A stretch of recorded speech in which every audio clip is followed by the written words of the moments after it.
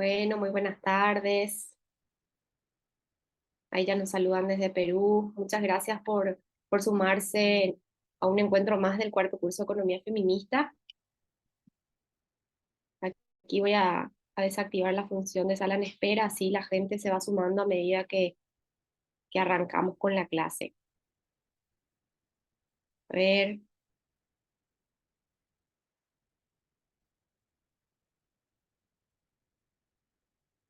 muy bien. Ya estamos 25, Julieta, 25 personas en la sala, así que me parece que es un lindo número para arrancar. ¿Estás? Buenísimo, ¿Quieres entonces compartir pantalla, tranqui? eso, ahí les comparto pantalla. Mientras tanto, mientras vas haciendo eso, les comento que el 28 de septiembre es la fecha final para la entrega de los trabajos, digamos, final, el trabajo de evaluación para la certificación de este curso. Ya en el primer correo habían recibido todos los detalles sobre ese trabajo, pero bueno, aprovecho para refrescarles un poco que se trata de una breve revisión bibliográfica, de una discusión con algún tema que esté en debate en sus países, con eh, los temas que fuimos desarrollando a lo largo de estas sesiones. Así que bueno, solo eso, Juli, quería robarte de tiempo para poder eh, recordarles porque ya estamos terminando agosto y nos quedan apenas 3, 4 clases más. Ahora sí, si ya estás lista, Sí, eh, buenísimo. te dejo a cargo. Bueno, de nuevo muchas gracias a todas, todos por sumarse y Montserrat por la invitación, lo mismo a Verónica, que no agradecí creo la semana pasada. Eh, bueno, la idea de la clase de hoy es profundizar un poquito más eh, cómo lo que empezamos a ver de la importancia de la política fiscal para garantizar derechos la semana pasada y sus diferentes componentes, eh, cómo se pueden interpretar a la luz del paradigma de los derechos humanos y también de un enfoque feminista, de la economía feminista, que la verdad es que si lo pensamos en términos más de teoría y de propuestas, se complementan muy bien.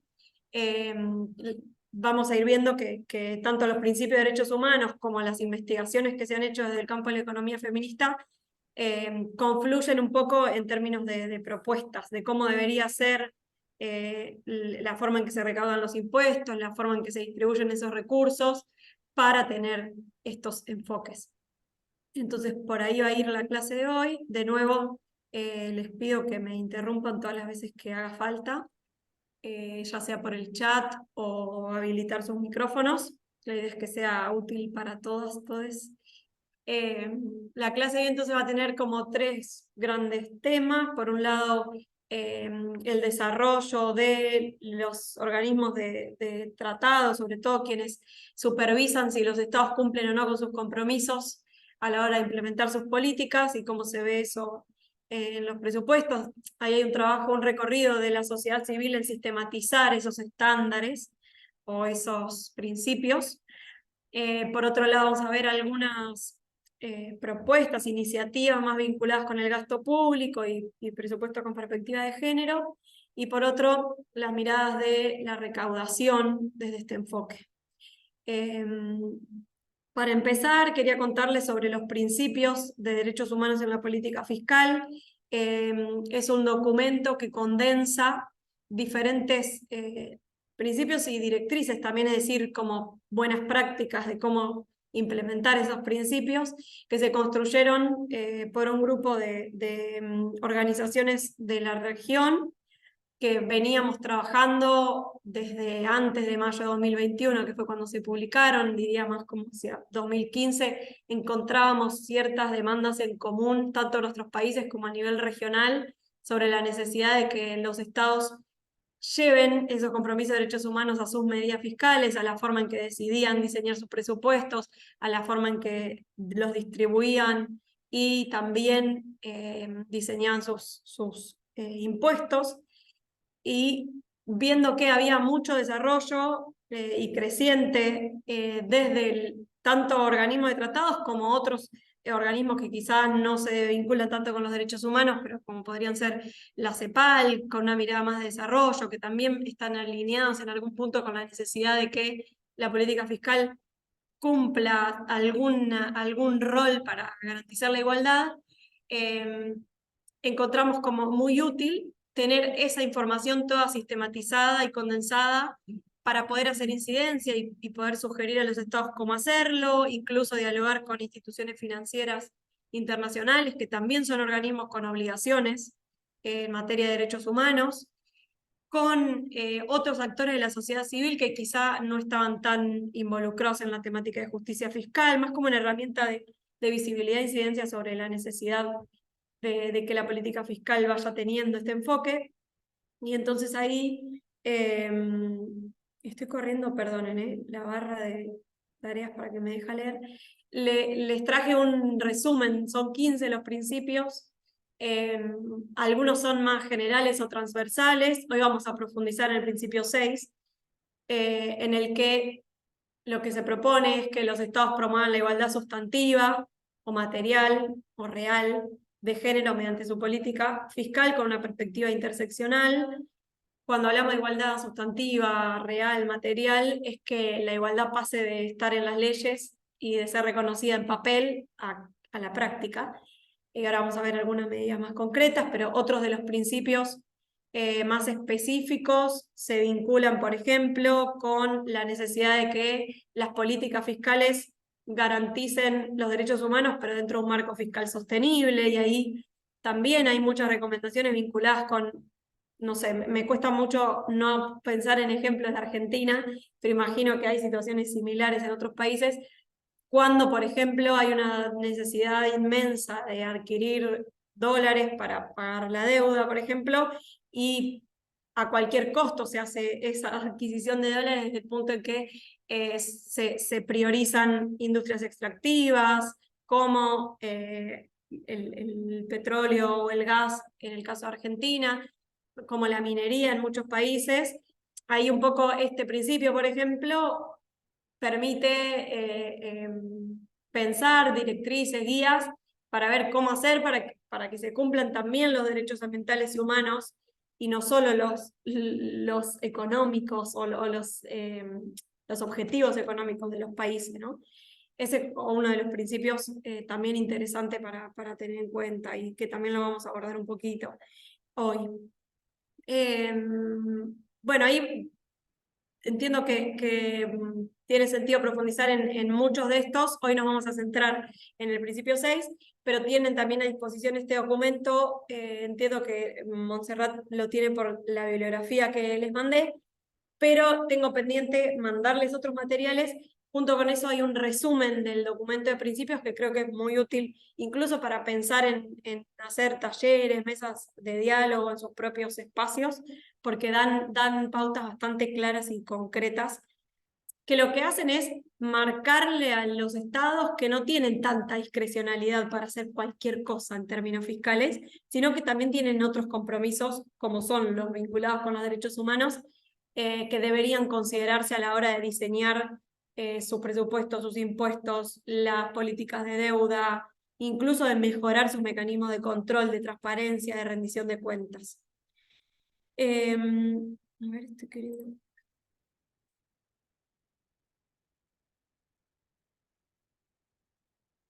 Acá. Bueno, entonces como para enmarcar un poco a qué nos referimos con igualdad, con el principio de igualdad y no discriminación, que es uno de los que aborda este principio, me parecía que tenía sentido traer datos que son por muchas conocidos seguramente, pero ¿por qué hablamos de desigualdad de género y está tan presente en nuestra región?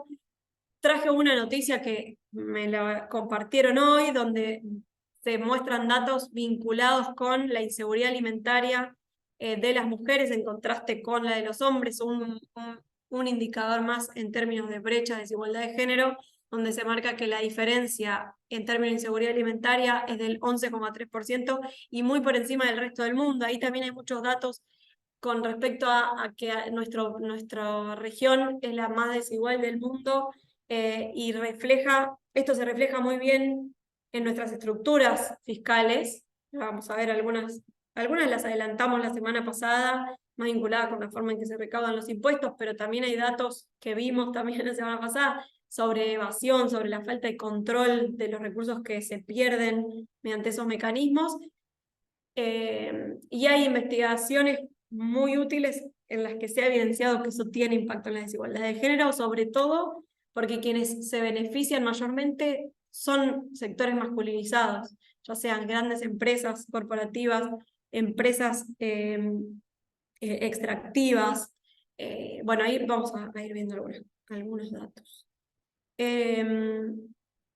Como para seguir hablando de la desigualdad de género en datos, traje un ejemplo que se replica bastante en la región, que es el caso de Argentina, en cuanto a indicadores en cuanto a la distribución de los ingresos. En Argentina, el 70% de la participación del decil de menores ingresos está compuesto por mujeres, y ya vimos que los deciles más bajo ingreso, los sectores, si no se midieran en deciles, hay países que se miden en quintiles, pero son como las proporciones en que se clasifican la población según sus ingresos, suele estar sobre representada la mujer y las diversidades en esos sectores, y son quienes más contribuyen en términos proporcionales, porque depositan casi todos sus ingresos al consumo, al pago del IVA.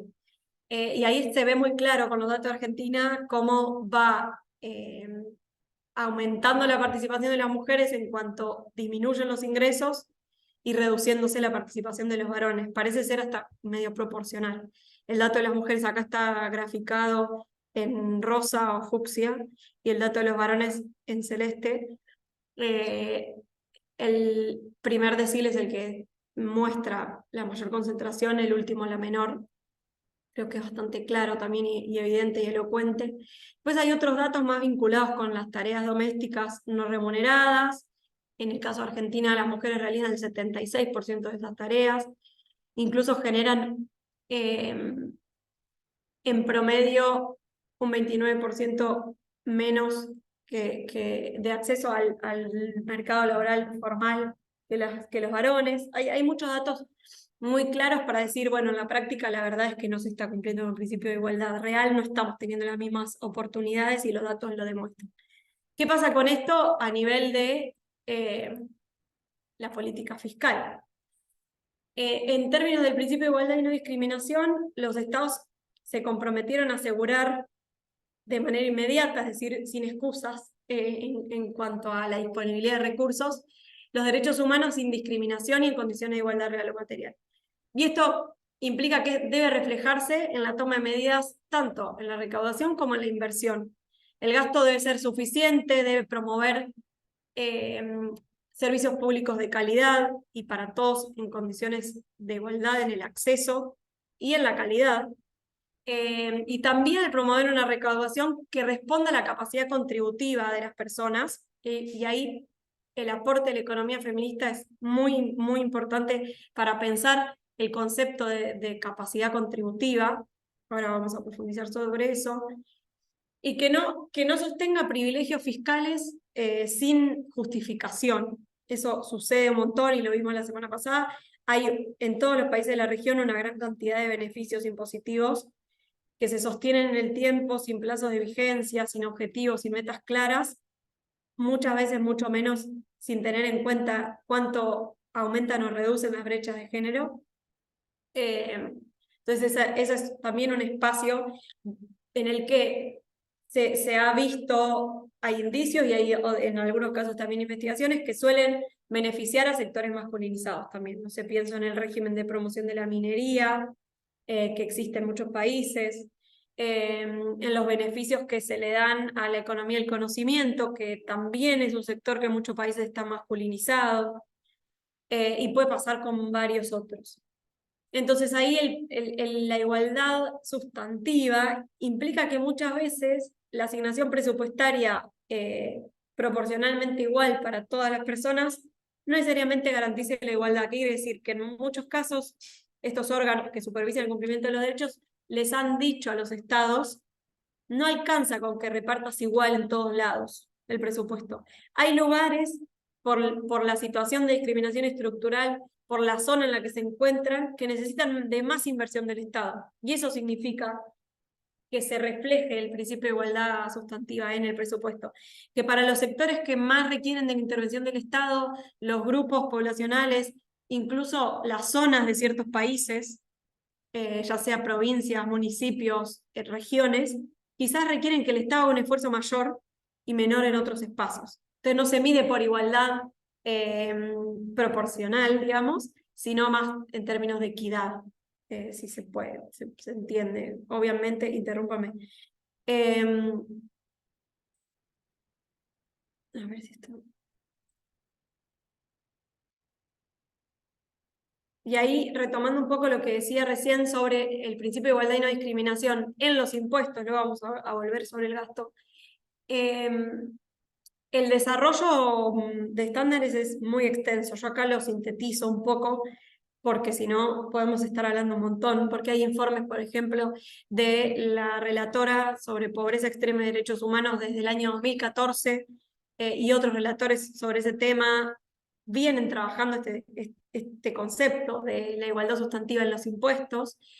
Muchas veces desde la investigación se ha podido evidenciar que la inclusión de un enfoque de género en el análisis muestra que políticas fiscales que en principio pueden parecer neutrales conllevan sesgos de género y que por lo tanto es necesario corregirlos a esos sesgos a través de los sistemas tributarios y en cada impuesto en particular. Un ejemplo, en Argentina por un momento se hicieron devoluciones de IVA, del impuesto al valor agregado, para ciertos bienes como alimentos, por ejemplo. Y se vio que una política así, más universal de devolución de IVA para ciertos productos, terminaba siendo regresiva porque también la percibían sectores que no necesariamente necesitaban esa devolución. Entonces, con otra medida similar en el IVA, pero más específica, focalizada, personalizada, como fue la devolución de IVA, pero solo a beneficiarios, beneficiarias de algunas transferencias de ingresos para los sectores más vulnerables, como dice en Argentina, la asignación universal por hijo, las prestaciones por moratoria previsional, que son jubilaciones o pensiones, no sé cómo le llaman en sus países, entiendo que jubilación es un término bastante extendido, para personas que trabajaron en la informalidad o que trabajaron como en sus casas, con trabajo que históricamente ha sido no remunerado, pero que de alguna manera ahí se hace un reconocimiento a través de las moratorias previsionales en Argentina. Entonces el IVA personalizado o la devolución de IVA solo para esos sectores sí mostró un impacto más progresivo. Eso como para mostrarles por qué a veces algunas políticas pueden parecer neutrales, pero en la práctica no lo son. Ahí los principios lo que dicen es que la política tributaria desde su diseño debería pensarse para promover la igualdad sustantiva de género y para lograr una distribución más justa del poder económico. Sin embargo, como vimos la semana pasada, la forma en que están estructurados nuestros sistemas impositivos no parecen haber tenido en cuenta esa situación. Por eso es que hay muchas recomendaciones desde la academia, desde la sociedad civil, que tienden a revertir esa situación. Ya desde el vamos, o lo más sencillo, la gran participación del IVA y la ínfima participación, en algunos países ni siquiera existen impuestos patrimoniales, muestra que en el diseño esto evidentemente no se tuvo en cuenta, sobre todo si consideramos que la mayoría de las personas propietarias suelen ser varones, y lo que vimos antes, las mujeres están sobre representadas en los sectores de menores ingresos que pagan más IVA proporcionalmente. Y ahí retomando un poco esta idea que les comentaba antes de qué es la capacidad contributiva, que se supone debería ser la guía que determina el aporte de cada persona. Se refiere a la suficiencia, a la cantidad de dinero, la suficiencia económica que tienen las personas y las empresas para aportar al sostenimiento de los gastos de la vida en sociedad.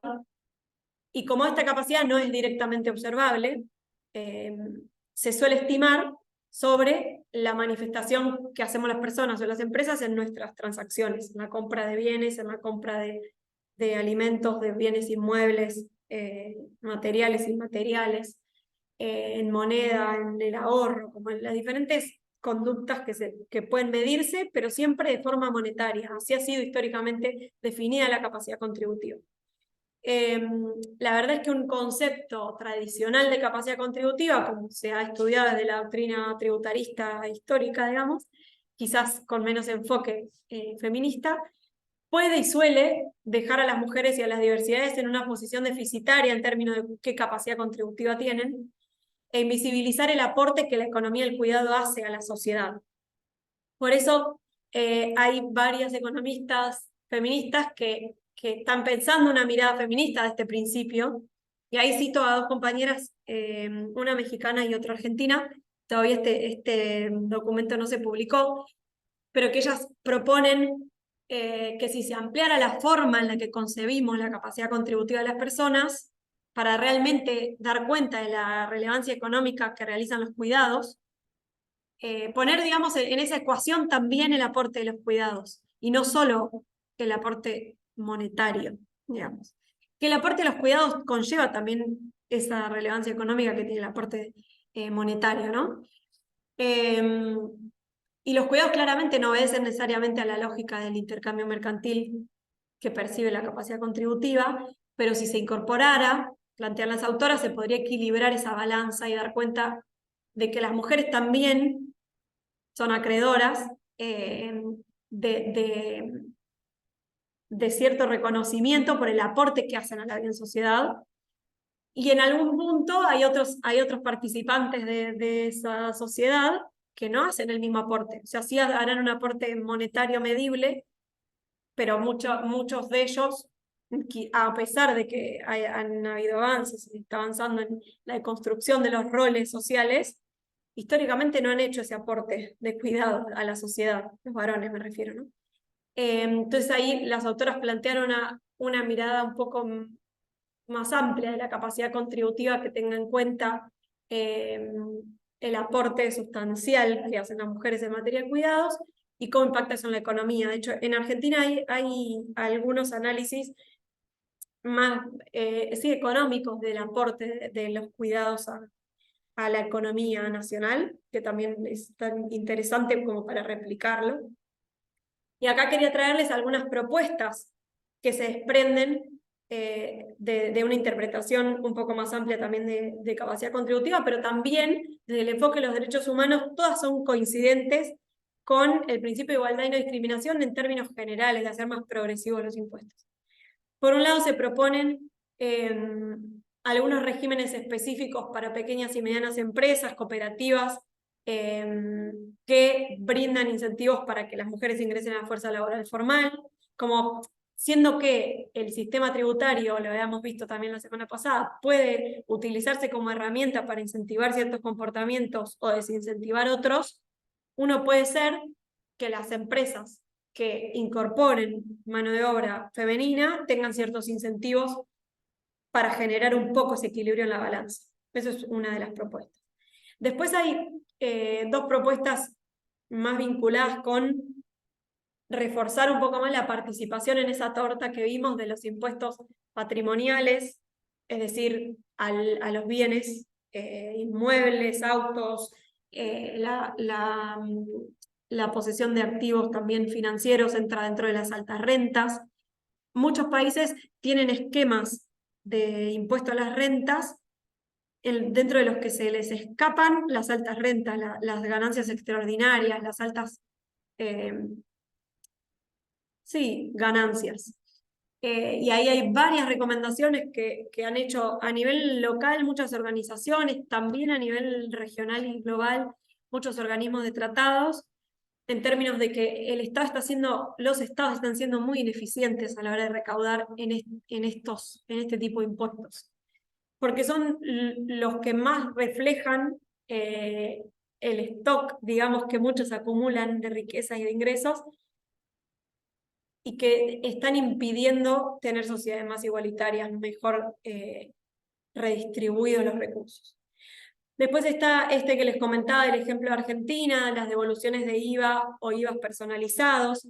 Hay países que han avanzado en eliminar el IVA en productos de gestión menstrual, por ejemplo, es el caso de Colombia, tiene un caso súper interesante que se judicializó, llegó hasta el Tribunal Constitucional del país y se consideró que el IVA era un impuesto discriminatorio para las mujeres y personas menstruantes, porque solo se les cobraba a personas con determinada situación biológica y no a otras, y entonces se eliminó por completo, digamos, ese impuesto de esos productos. En México pasó una situación similar, no se judicializó, pero sí hubo una iniciativa impulsada por la sociedad civil y regulada normativamente. En el caso de Argentina, que es de donde vengo, hay una complejidad con una medida de ese tipo. La verdad es que no se ha impulsado y se ha considerado un poco más adecuada la provisión directa de ese tipo de productos, porque hay una gran capacidad de las empresas de trasladar el IVA a los consumidores, las consumidoras, entonces por ahí se elimina, pero igual te aumentan el precio, como hay un comportamiento complejo de resolver y que el Estado no está pudiendo, o sea, no está en condiciones de controlar, entonces pareciera que no es la mejor medida en Argentina, y en otros países parece funcionar. Eso es como algunas medidas concretas en términos impositivos al consumo. Y después otra gran recomendación se vincula con la revisión de los privilegios fiscales eh, a ciertos sectores y especialmente a las actividades extractivas de la vida humana y del ambiente. Ahí también desde la economía feminista hay muchos aportes muy interesantes para cruzar con en materia de derechos humanos sobre las actividades extractivas, sobre todo porque hay una cantidad de estándares incumplidos en términos de que se garantice la participación a las personas involucradas o potencialmente afectadas por ciertas actividades, de que se sepan los objetivos que se buscan con ese tipo de privilegios, de que se consulte a la sociedad si está de acuerdo a la comunidad, por ejemplo, en donde se instalan este tipo de empresas y de industrias con ese tipo de actividades, con la generación de empleo, como hay mucha Sí. opacidad. Perdón, ¿alguien quiere intervenir? ¿No? Ah, se abrió algún micrófono, me parece. Entonces ahí también planteamos no solo las actividades extractivas más conocidas al ambiente, sino también hay interpretaciones un poco más amplias cuando hablamos de extractividades de la vida humana. Se han planteado ciertos reparos a beneficios impositivos, a, por ejemplo, las, las actividades vinculadas con la renta financiera. En Argentina hay beneficios impositivos para esas actividades y no parecen ser actividades que generan desarrollo, inclusión, igualdad, sino más bien concentración de riquezas y de ingresos. Entonces ahí entra un poco esa dimensión de extractivas no solo del ambiente, sino de la vida humana. Este caso ya lo conté, me adelanté un poco, soy un poco ansiosa, es el caso de la devolución de IVA a ciertos sectores y no general, porque entonces la focalización en este caso permitió hacer más progresivo el recaudo de IVA, y hay algunos datos como más específicos, que para quienes les interese profundizar el caso de Argentina puedo compartirles la publicación. Y después pasando hasta acá, ¿alguna consulta con impuestos? ¿Quieren contar algún caso o discutir algún caso que conozcan de sus países o alguna inquietud que haya quedado antes de pasar a presupuestos? Voy a mirar el chat, que no lo llegué a ver. Ah, no, son todos avisos más saludos y aviso de Montserrat. Lo que me perdí. Bueno, si no hay dudas sobre impuestos, ahí por ahí paso un anuncio por si a alguna le interesa. Pronto, tanto así como fundar una organización mexicana, desde las que integramos la iniciativa por los principios de derechos humanos en la política fiscal y venimos trabajando bastante, sobre todo la agenda presupuestaria con perspectiva de género, pero este año quisimos involucrarnos un poco más con la agenda impositiva, desde un enfoque feminista y con perspectiva de género. Estamos por publicar un informe que analiza un poco todo esto en los dos países.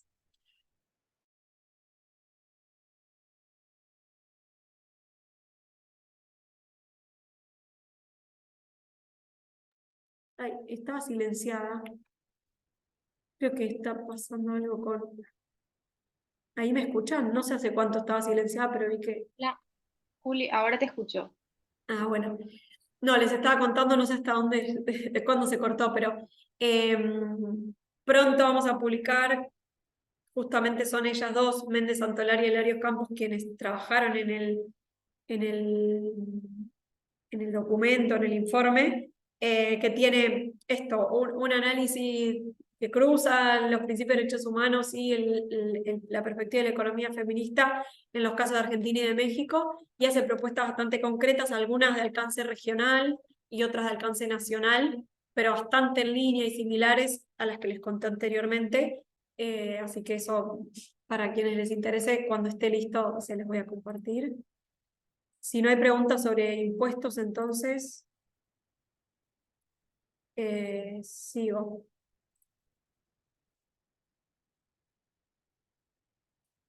Bueno, los presupuestos con perspectiva de género son iniciativas que en nuestra región se han impulsado desde mediados de los años 90, y en otros países del mundo también se han impulsado hace mucho tiempo o están siendo promovidas. Han tenido un fuerte impulso del área de ONU Mujeres, o del área que trabaja temas de género en la Organización de las Naciones Unidas, pero que tiene como antecedentes muchas iniciativas de niveles locales, de consejos municipales, mucho protagonismo de instituciones académicas, de organizaciones feministas, de organizaciones de la sociedad civil del campo de los derechos humanos. Yo obviamente conozco más el caso de Argentina, pero hay un paper súper interesante, una investigación, creo que es una tesis, no sé si de maestría o doctoral, de Rafael Coelho y después de muchas otras investigadoras. Ella creo que fue la primera, pero que recopila muchas de estas experiencias, muestra que en Ecuador hubo veedurías ciudadanas que impulsaron la necesidad de que los presupuestos tengan perspectiva de género, se analicen, se diseñen desde esta perspectiva. En el caso de Brasil, en ese documento se refleja el caso del Centro Feminista de Estudios y Asesoría y la Bancada de la Mujer del Senado. Acá en Argentina hay iniciativas municipales, provinciales, nacionales, y en todos los casos, aunque hay diferentes metodologías, lo que buscan estas iniciativas es, por un lado, transparentar, visibilizar cuál es el impacto del presupuesto en materia de reducción de brechas de género, y en los casos en los que han avanzado un poco más, también se han permitido cruzar el presupuesto con algunos indicadores sociales, laborales, de mercado de trabajo, y tratar de ir dilucidando cómo hacer para que el presupuesto sirva para reducir las brechas que vemos en esos sectores, en esos indicadores, con, con objetivos más de impacto, de resultados, poder ir trazando líneas de base que permitan decir, bueno, sí, realmente esta política cierra brechas en este sentido, beneficia a tantas personas. Como eso es lo que más falta todavía, pero una mirada más conceptual del presupuesto con perspectiva de género debería incorporar transversalmente y con un enfoque de interseccionalidad esta mirada en todas las etapas del ciclo presupuestario. Cuando hablo del ciclo presupuestario me refiero desde el momento en que se diseña la política y el presupuesto para cada política, hasta el momento en que se debate ese presupuesto en general en los ámbitos parlamentarios, con audiencias públicas, con momentos de intercambio entre parlamentarios, parlamentarias y sociedad civil, ciudadanía idealmente.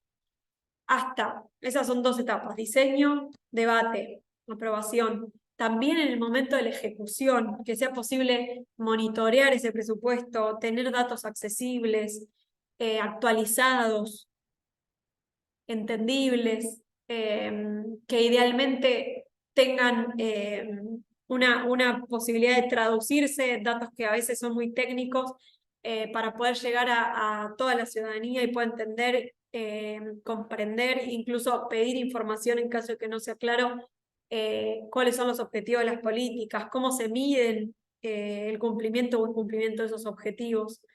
Y por último, en la etapa de rendición de cuentas, como las 4 grandes etapas: diseño, aprobación, ejecución y rendición de cuentas. En general, en nuestros países hay organismos de control estatales que lo que hacen es ver si el Estado cumplió o no con los objetivos que se propuso en materia presupuestaria, me refiero. Y ahí también debería haber instancias participativas y de tener en cuenta la voz de las mujeres y las diversidades en cuanto a lo que recibieron de ese presupuesto y eventualmente revisar, modificar las políticas para que incorporen la voz y tengan en cuenta las necesidades de las comunidades.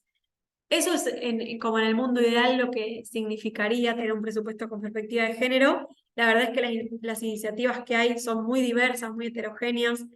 Hay casos mejores, peores, pero en cualquier caso siempre es muy útil contar con este tipo de iniciativas porque nos permiten acercarnos al presupuesto de una manera un poco más amigable, poder identificar qué políticas existen, qué buscan, y pasar un poco, salir un poco de la parte más numérica que a veces es abrumadora realmente. Mi idea era contarles o mostrarles una plataforma que existe en Argentina, Raquel, sí, ahí leí. Dije eso, me parece, ¿no? Quizás le cambié el nombre. Estoy casi segura de que es Raquel Coelho, la que dije. Mi idea es mostrarles la plataforma que existe en Argentina. En Argentina, un poco para contarles también la historia de la experiencia nacional del etiquetado del gasto. ¿A qué me refiero con etiquetado? Desde el año 2019-20, se incorporó en las actividades presupuestarias y los programas, que es el nivel más desagregado, chiquito, detallado, con que podemos mirar el presupuesto en Argentina. Hay entre paréntesis, después del nombre de la política, no sé, pienso, una política es asignación universal por hijo. Entre paréntesis, esa partida tiene una etiqueta que se llama PPG, Presupuesto con Perspectiva de Género. Así como está esa etiqueta, existe para el caso de políticas sociales de la niñez, que es NNA, niños, niñas y adolescentes.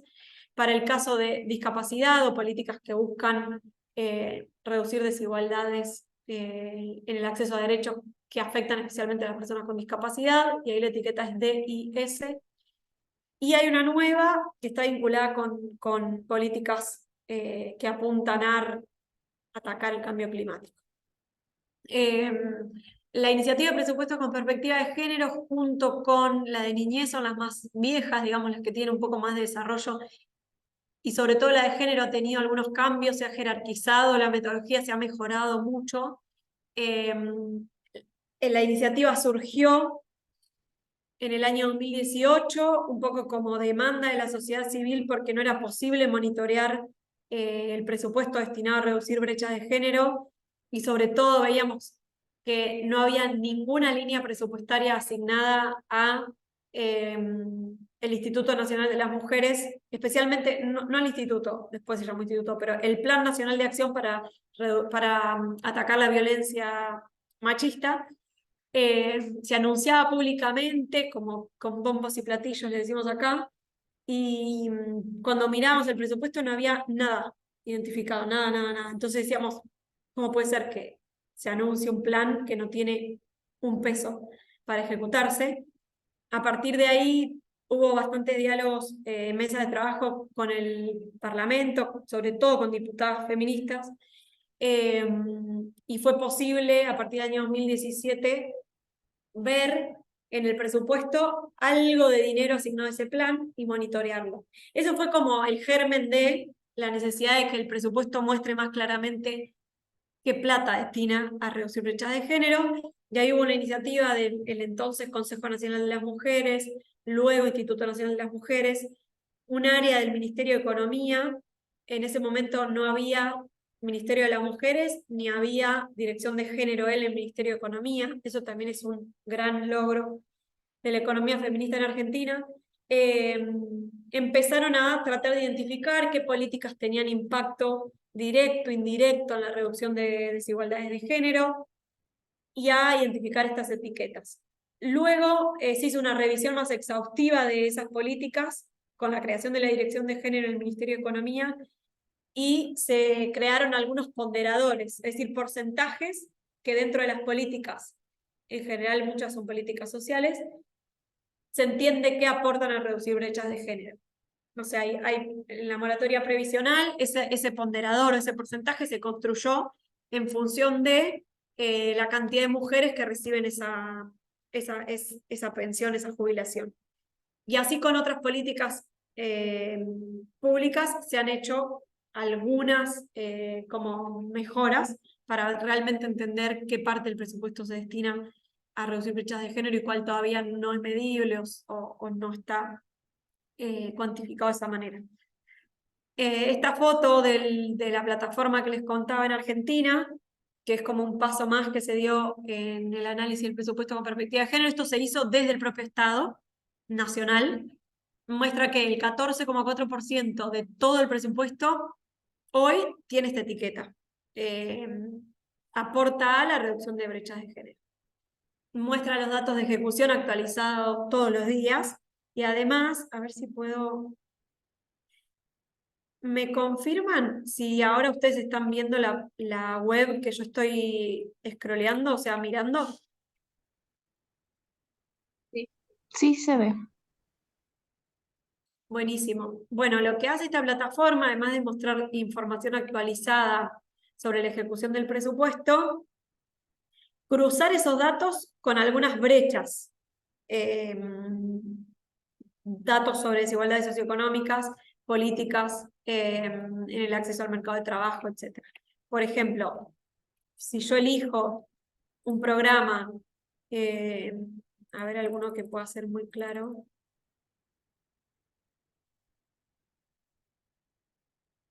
Desarrollo de la salud sexual y la procreación responsable. Eso suele tener, en términos más de metafísicas, tiene distribución de preservativos, métodos anticonceptivos, transferencias a algunos hospitales con insumos necesarios para trabajar temas de salud sexual.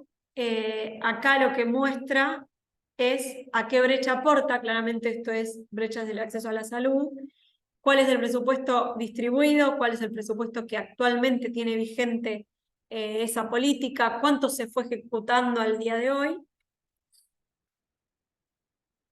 y construye algunos datos más vinculados con otras brechas, por ejemplo, brechas de ingresos, porcentaje de tiempo dedicado a las mujeres de trabajo no remunerado, como tienen varios insumos también para entender cómo se hizo el etiquetado, qué otros datos se pueden analizar.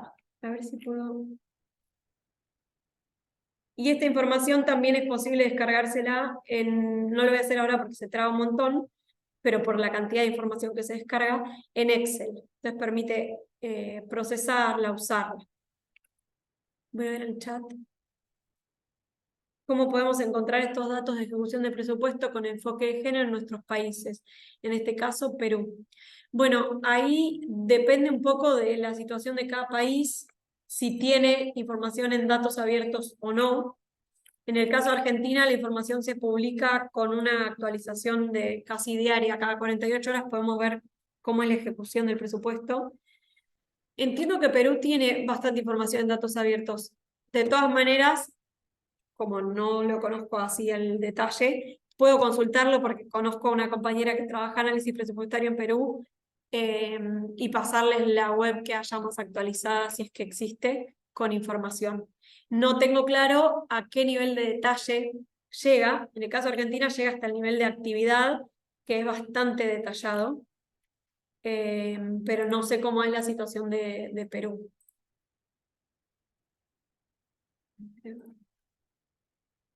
Si alguien más, compañeras de Perú, lo sabe, obviamente ahora el micrófono. A ver, reanimar presentación. Eso. Bueno, esa es una plataforma que es súper útil. No sé si tiene sentido profundizarla demasiado porque creo que no hay muchas argentinas, pero sí para que vean cómo en la práctica se han hecho avances y que la verdad es que facilitan bastante la posibilidad de monitorear lo que hace el Estado con sus recursos para la sociedad civil, incluso para la sociedad civil sin capacidad de análisis presupuestario más duro, porque eso, tienen la información bastante accesible y con visualizaciones, etc. Perfecto, Isabel, sí, lo voy a anotar, perdonen, lo voy a anotar ya, porque tengo un nivel de tareas acumuladas que si no me lo anoto me voy a olvidar. Me lo anoto acá. Ver datos de Perú. Julieta, ¿te puedo hacer una consulta? Sí. ¿Los datos abiertos de la ejecución del presupuesto es solamente referido a perspectiva de género y diversidad o al presupuesto con perspectiva de género y diversidad o a todo el presupuesto nacional? Los datos son de todo el presupuesto nacional. De hecho, incluso antes de que existan estas iniciativas, se publicaban datos abiertos del presupuesto nacional. Lo que suma esto desde el Estado Nacional es que hace un aporte diferencial en términos de, hace un esfuerzo por el propio Estado ver cuánto de su presupuesto se destina a género y diversidad, a niñez, a discapacidad, pero todo está abierto para cualquier política, no solo de perspectiva de diversidad. Sí. Y en el caso de Argentina hay muchas provincias que están queriendo tender a esto. Hay una heterogeneidad muy grande en términos de qué datos se publican. Imagino que es similar en otros países. Las administraciones locales, provinciales suelen tener mucho menos desarrollo en términos de disponibilidad de recursos para tener datos digitalizados, como hay diferentes capacidades, pero en muchos casos hay compromisos, primero normativos, de empezar a etiquetar, a identificar el gasto destinado a reducir brechas de género, pero de abrir datos en general también, no solo los vinculados con género.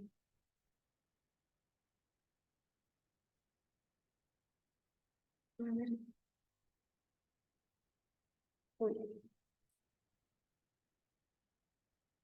Quiero volver a la presentación.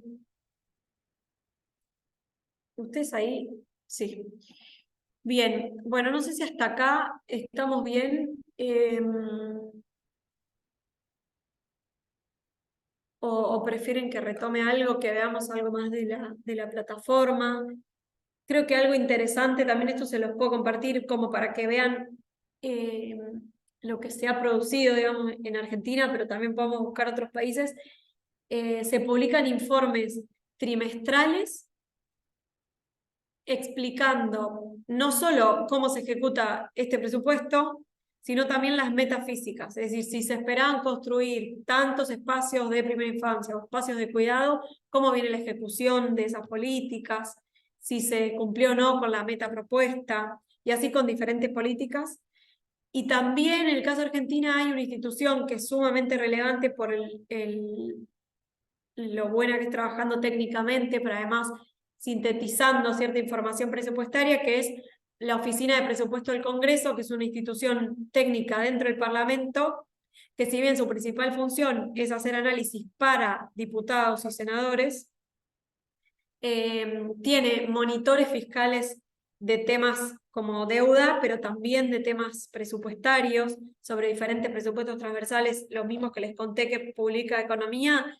Esta oficina técnica del Congreso muestra los datos en un monitor que te permite hacer filtros, elegir políticas y cruzarlos con otros datos también de brechas.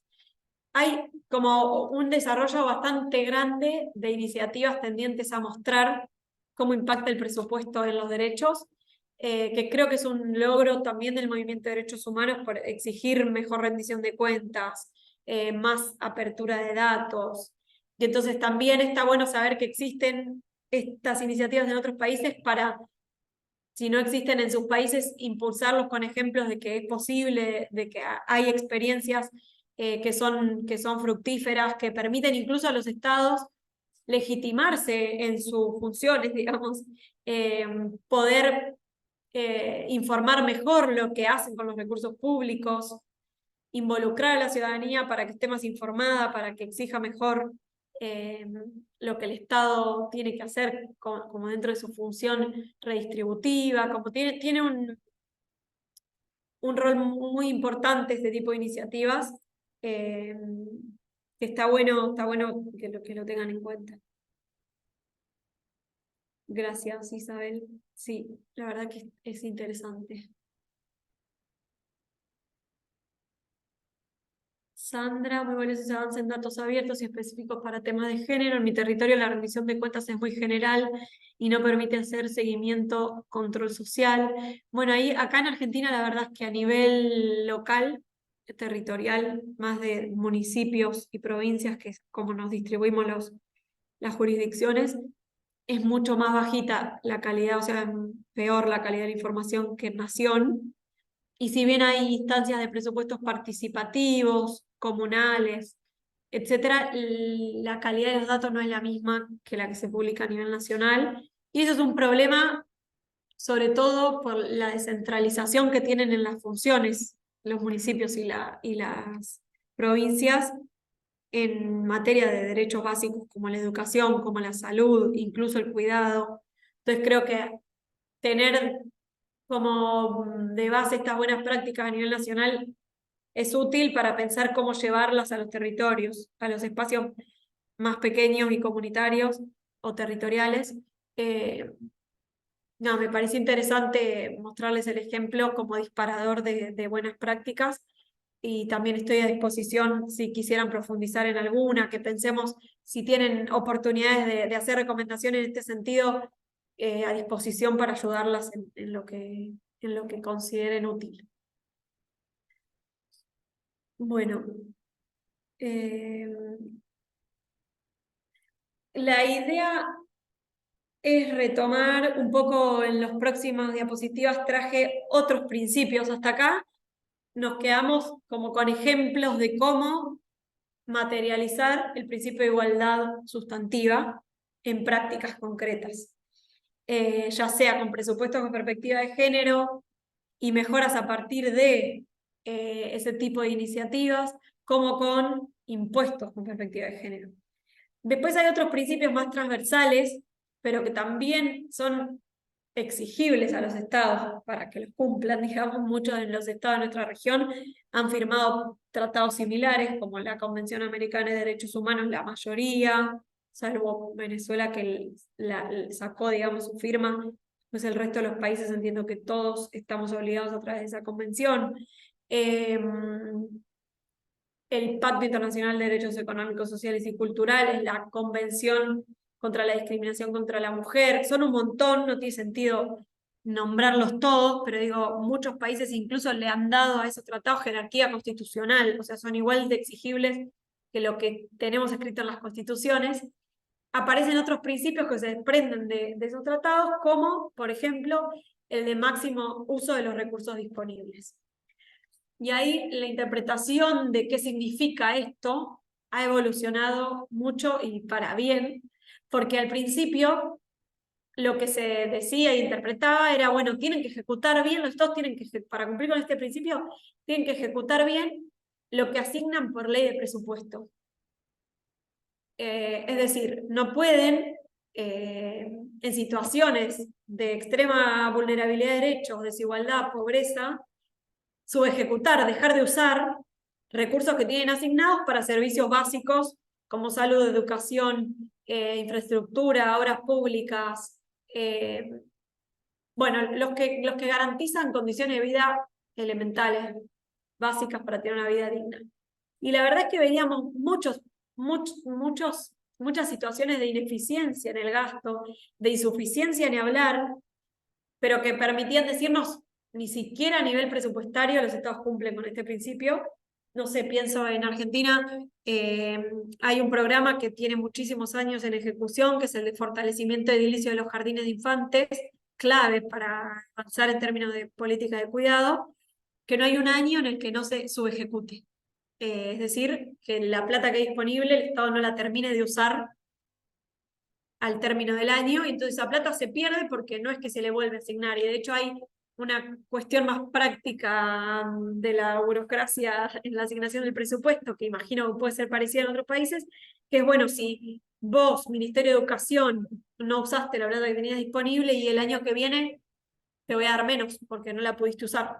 Entonces eso también eh, permite ver cómo este principio no se cumple. Pero no solo eso, no solo se refleja en el uso de todo el presupuesto disponible, sino también en otro tipo de recursos. Ahí hay algunos comités, como el de Derechos Económicos, Sociales y Culturales, que han dicho, no es solo recursos legalmente disponibles, sino también socialmente disponibles, o que integran todo el espacio fiscal y que pueden ser captados de forma legítima.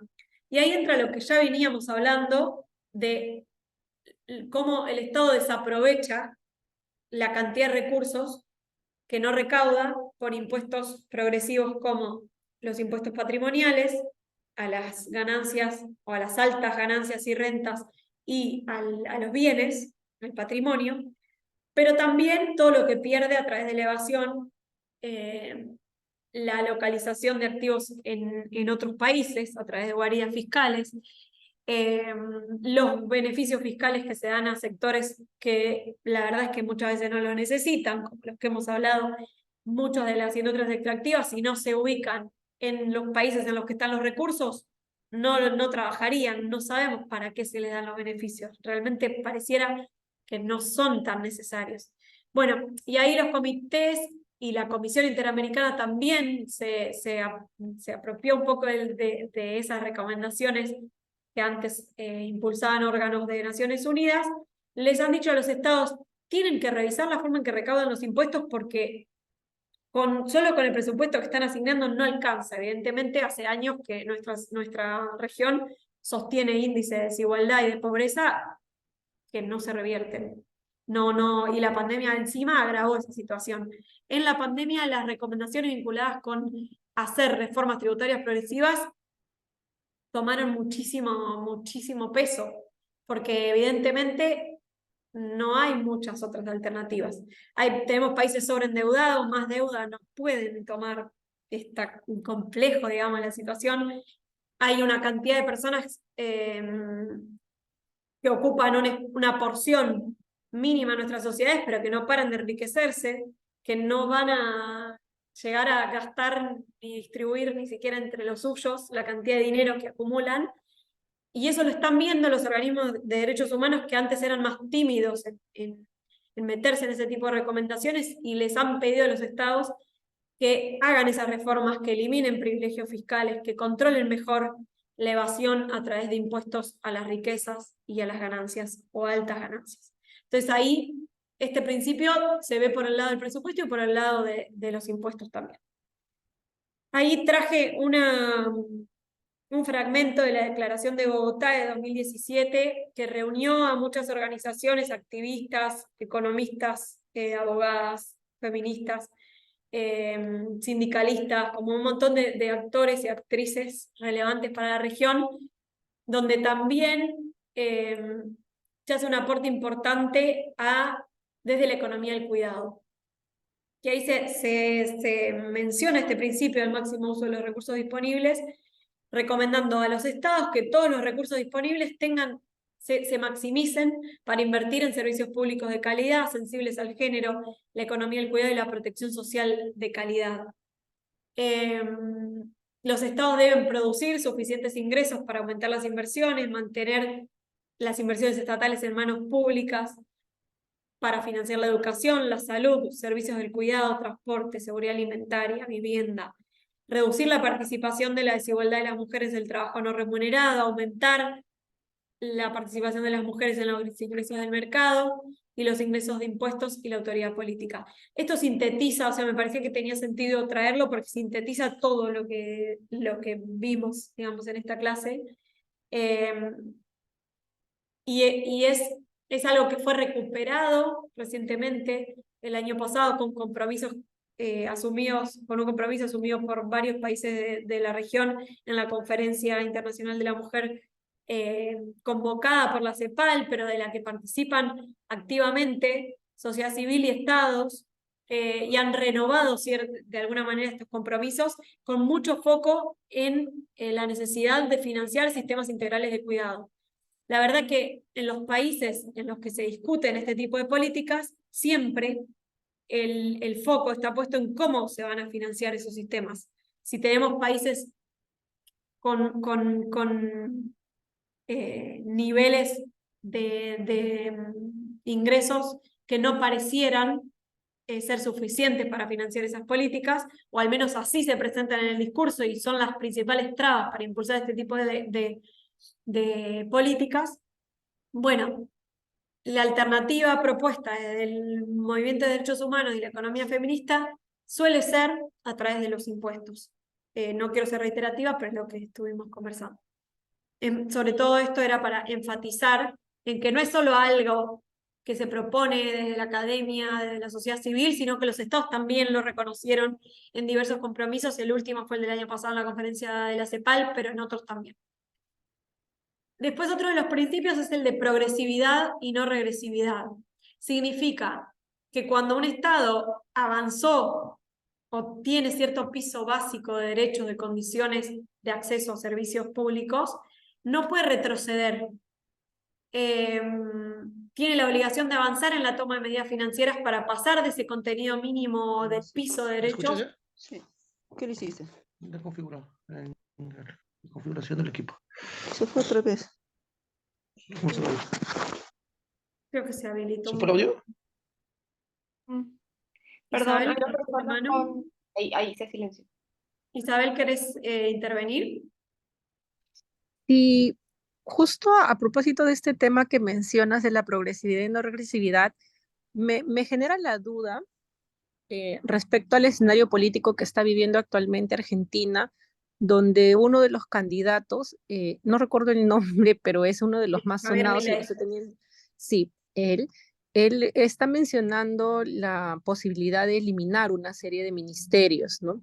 Y al parecer con una mirada neoliberal, pero también conocemos los países que vivimos bajo ese enfoque, ¿no? Como han habido muchos avances en Argentina, pero que otros no tenemos y justamente no los tenemos porque justamente este modelo neoliberal es como que ha generado una distribución inequitativa no solo de riqueza, sino también de derechos, ¿no? Entonces, ¿qué pasaría en un escenario, ¿no? En el que un candidato como este entrara a una presidencia y quisiera de pronto generar una serie de retrocesos, ¿no? Cuando ya se han logrado tantas cosas como las que tú nos mencionas, ¿no?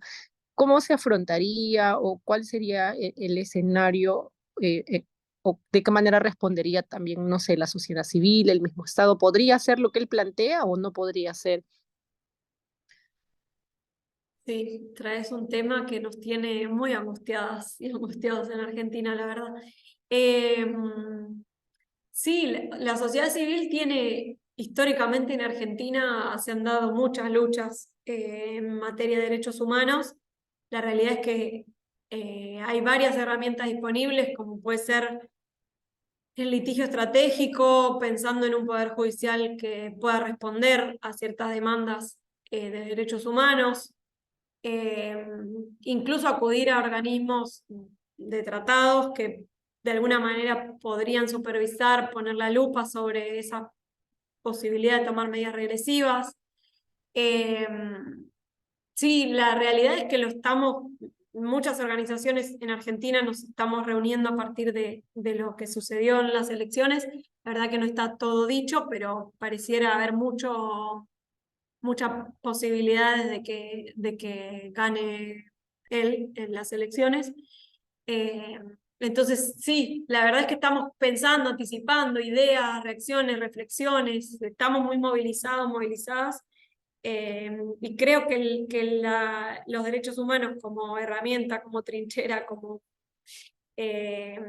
sí, nos van a dar cierto margen para tratar de frenar algunas de esas políticas que pareciera impulsaría un candidato como él.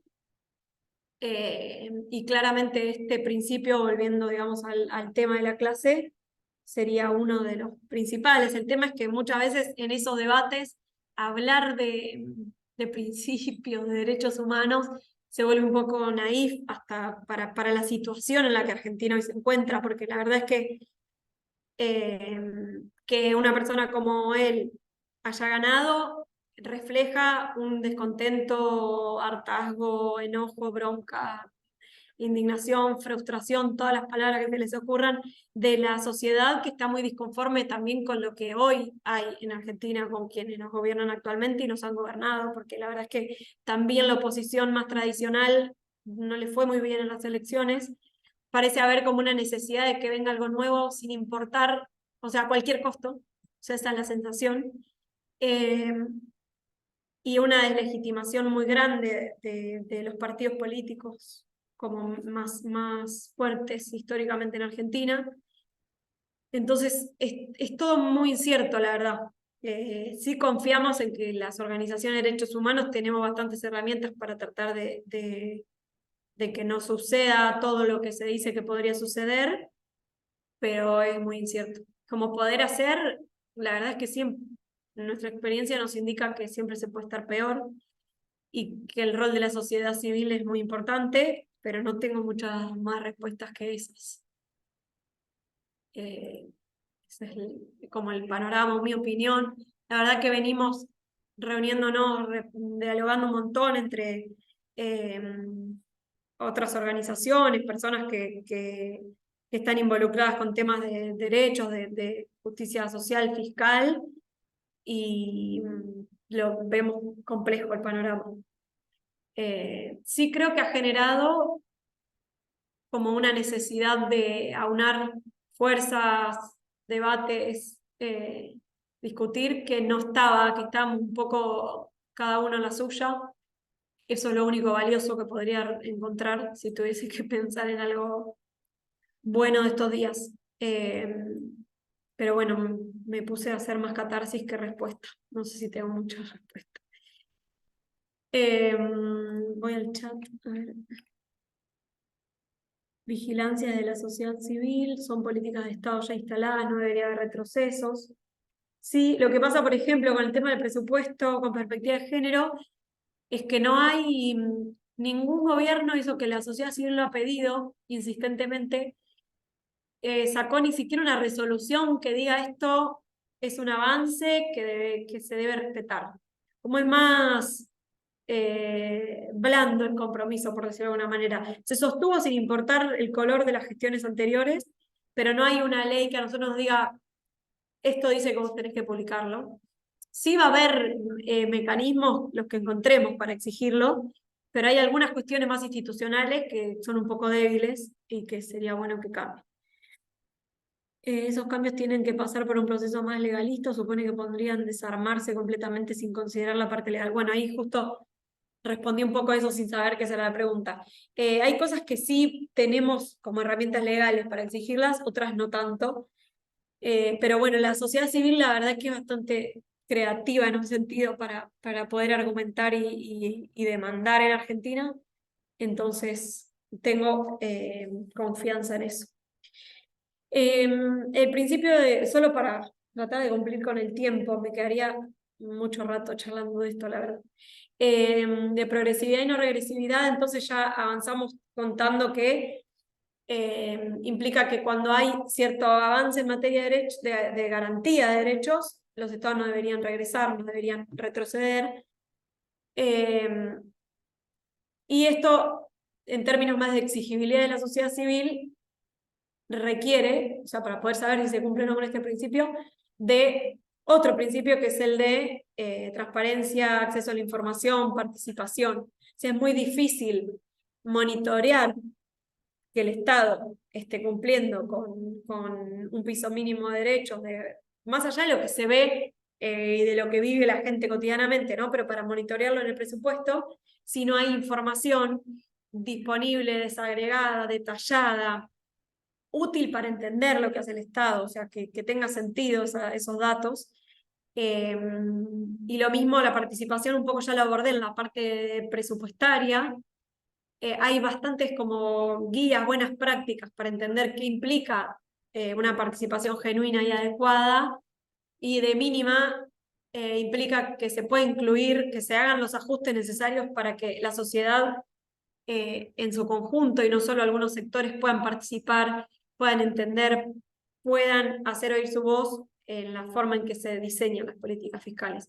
Lo que vemos en muchos países es que en general quienes pueden participar suelen ser sectores económicos concentrados o con intereses muy vinculados con algunas medidas fiscales, como suelen ser los gastos tributarios, y no hay mecanismos que permitan que cualquier persona pueda participar, entender y ser tenida en cuenta, ¿no? A la hora de diseñar la política fiscal.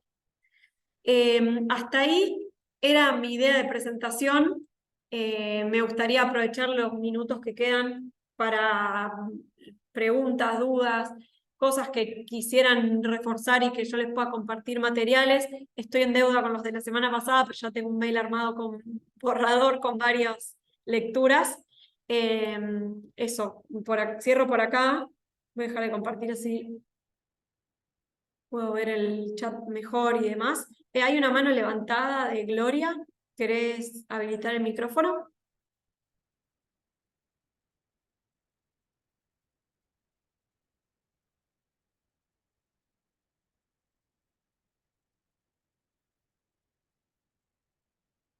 Hola, Mm, ¿ten? Sí. Sí, en Perú también tenemos problemas, por ejemplo, tenemos, luego de varias luchas y todo lo demás, tenemos el Ministerio de la Mujer. Y dentro de este ministerio tenemos una dirección general de transversalización de género.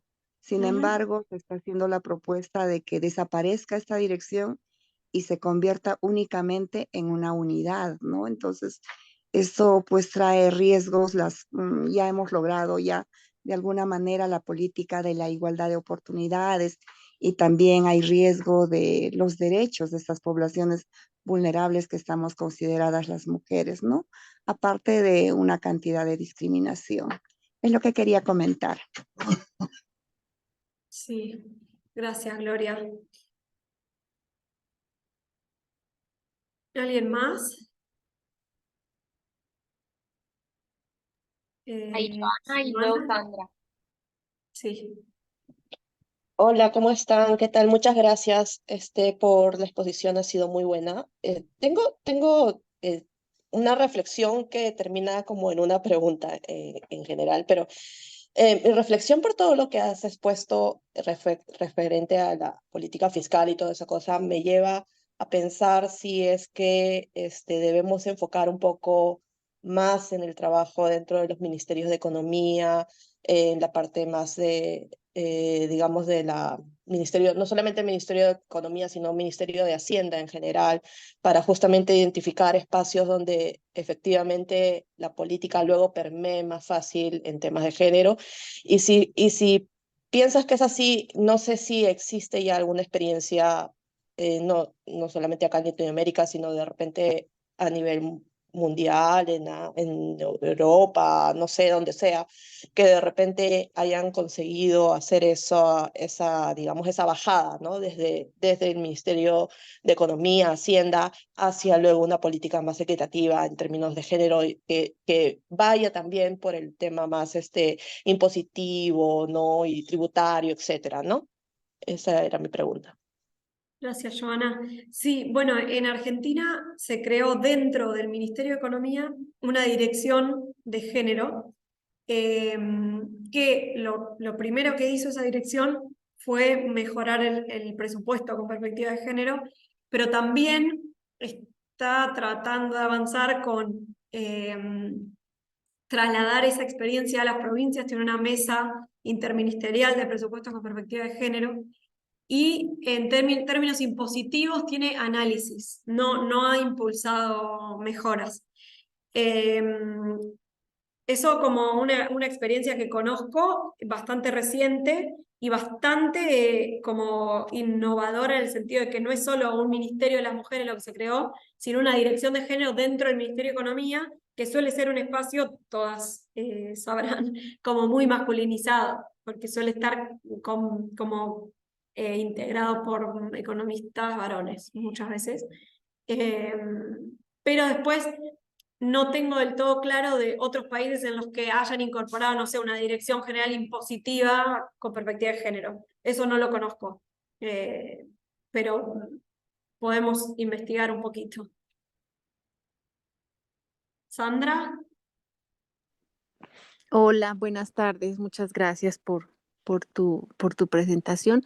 Yo tengo una inquietud, pues quisiera que me cuenten un poco desde la experiencia de sus países que tienen ministerios, bien sea de la mujer o que tienen como este énfasis de género, en qué medida eso representa, digamos, un avance significativo, ¿no? En las políticas públicas y cómo lo ven ustedes también en el sentido de la necesidad de transversalizar, ¿no? El enfoque, porque yo tengo una duda, porque en Colombia estamos estrenando Ministerio de la Equidad y la Igualdad, pero con tanta corrupción que hay en los entes del Estado y en mi experiencia de campo, yo he visto que generalmente de los presupuestos que se ven allí en las cifras, en los informes de rendición, el dinero que realmente se vuelve efectivo, digamos, en el reconocimiento de derechos ya en campo a la gente en terreno, es muy bajo. Entonces, yo quisiera saber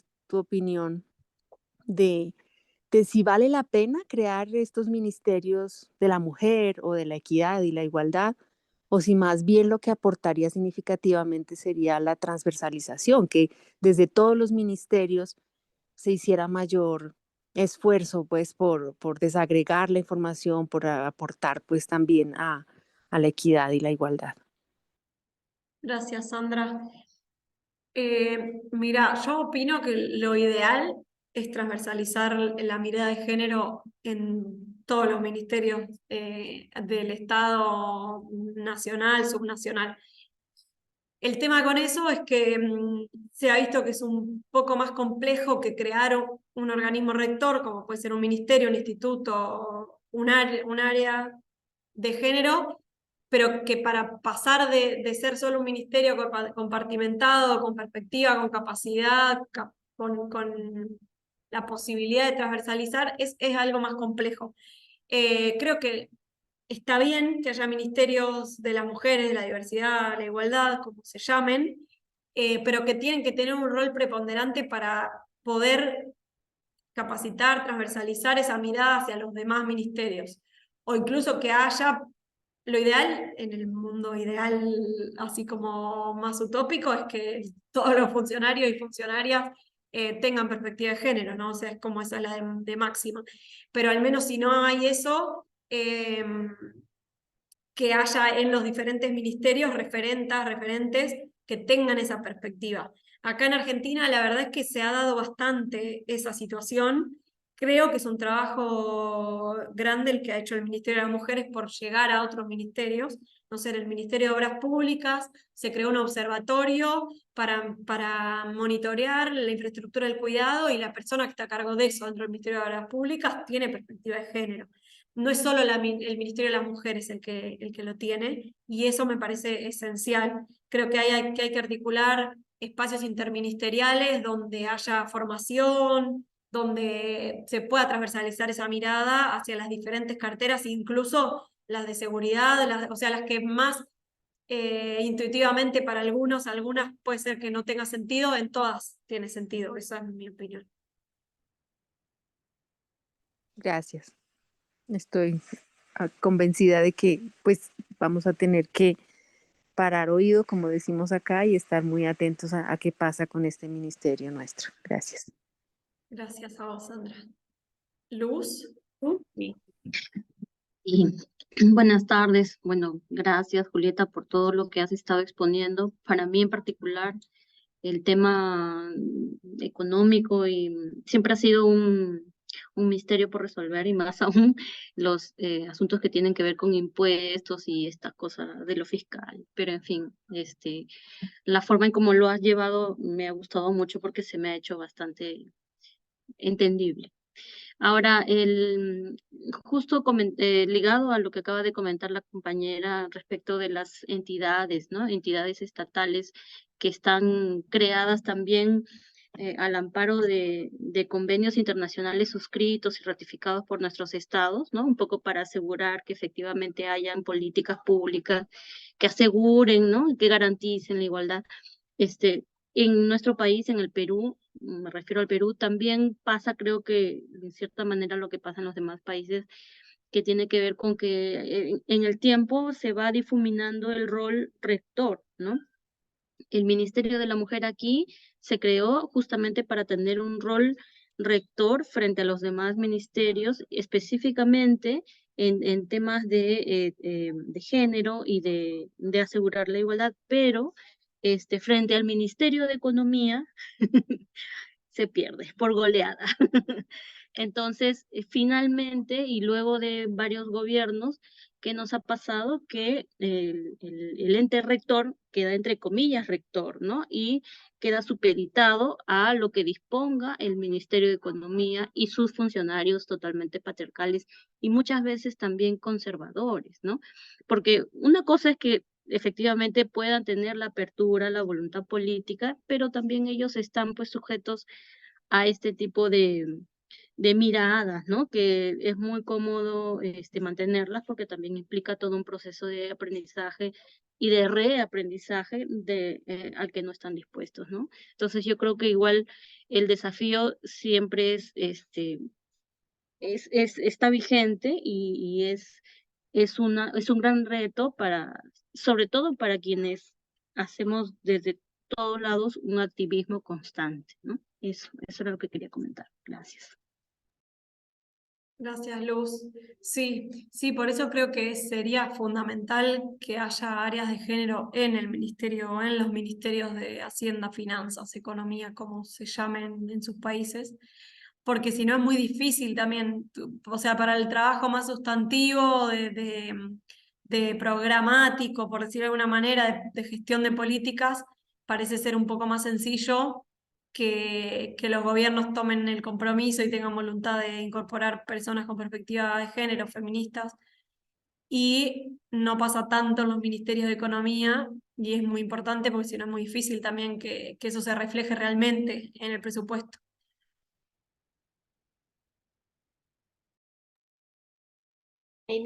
Gracias, Julieta, gracias a todas las personas que han participado. No sé si leíste ahí en el grupo, Joana dejó también un comentario. Dice que tal cual lo mencionaste, los espacios intersectoriales son escasos y en el caso de los ministerios de la mujer, debido a los limitados presupuestos, usualmente tienden a focalizar también en violencia de género. Pero una labor fundamental en la que trabajan es justamente en hacer capacitaciones en género en otros ministerios. Sí, sí, estamos de acuerdo. Sí. Muchas gracias a todas por sus intervenciones, siempre tan participativas son estas sesiones, así que bueno, agradecida por eso y agradecida contigo, Julieta, por acompañarnos en estas dos sesiones, por el compromiso tuyo que se nota a leguas. Bueno, muchas gracias, qué bueno que les haya servido. Estoy a disposición, les voy a mandar mi mail por si a alguna les sirve. Para lo que necesiten, no sé, si alguna vez se acuerdan de algo de esto, me escriben. Ahí todas te agradecen, te mandan mucha fuerza para lo que se viene. Pues sí, va a estar difícil. Pero bueno, vos ya lo dijiste, Julieta, los derechos humanos van a ser la trinchera. Me parece que esa tiene que ser tu eslogan aquí en adelante. Bueno, muchas gracias. Bueno, Que gracias tengan por todo. igual Nos quedamos ustedes. aquí porque bueno, ya nos pasamos unos minutitos. Bueno, Cariños y bueno, nos vemos la próxima. gracias. Gracias. Gracias.